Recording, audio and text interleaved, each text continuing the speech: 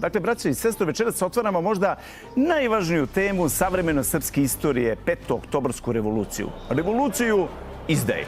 5. oktobra 2000. godine Srbija je doživjela događaj koji su se nama prodali kao oslobođenje, a zapravo je bio početak okupacije i ropstva. U samo 10 godina, od 2000. do 2010. prema podacima Forbesa, iz naše zemlje izneto 51 milijarda evra. To je ono što je zvanično, a verujte mi da je 3 puta više nezvanično. Uništene su preduzeća, rasprodati resursi, ubačeno više od 25.000 nevladinih organizacija. Da menjaju svest, naravno, da gase otpor, da nas uče kako da zaboravimo ko smo. Izručeni su generali, predsjednici države, članovi vlade i time je otvoren put poniženju jedne nacije.